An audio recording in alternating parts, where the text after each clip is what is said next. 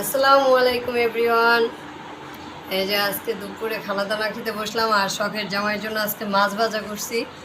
তো আজকে দুপুরে খাওয়া দাওয়া হবে মাছ ভাজা, আর সকালে হচ্ছে তরকারি রান্না করছিলাম, তার কিছুটা ঝোল রয়ে গেছে, মানে মুরগির ওই যে গিলাগুলি যে রান্না করছিলাম সেটা ঝোল।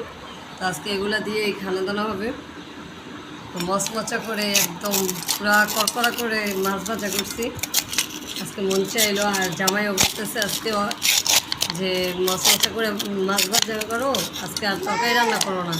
তো এই যে মাছগুলো কি লাল লাল করে ভাজছি গাইস, একদম মচমচা বিস্কিটের মতো ভেঙে যাইতেছে। খাই নাও, খাওয়া শুরু করো, বিসমিল্লাহ বলে। এই যে সুন্দর মাছ ভাজা, খাই নাও।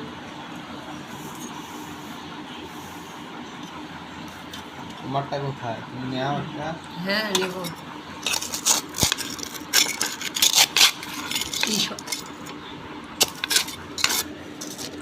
মচমচে হয়েছে অনেকটা, তাই হ্যাঁ অনেক ক্রিস্পি করে ভাজছি দেখো।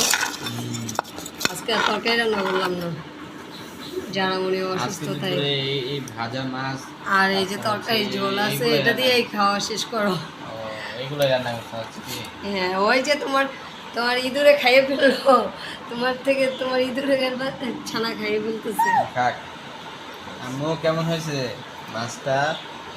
তুমি একটু বলে দাও। মজা হয়েছে, বিসমিল্লাহ। মজা হয়েছে?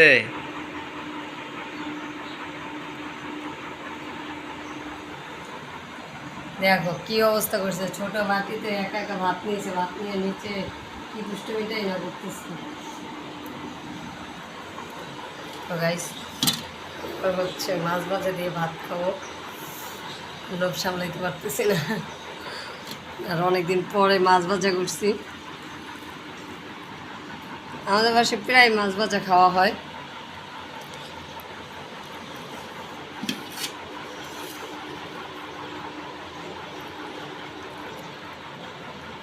বিসমিল্লাহ।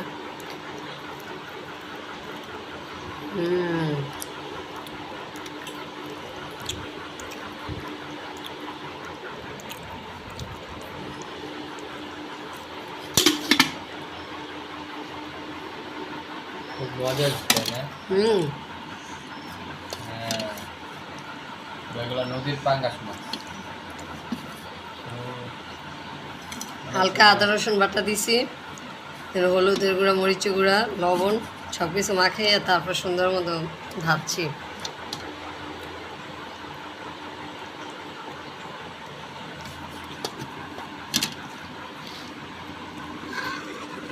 যারা মানে একটু তেল নিয়ে নেই।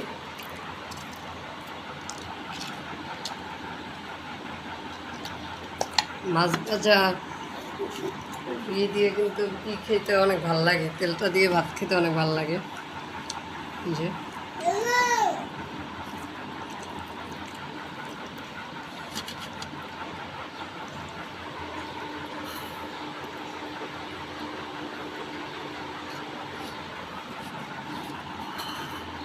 যারা মানে কি করে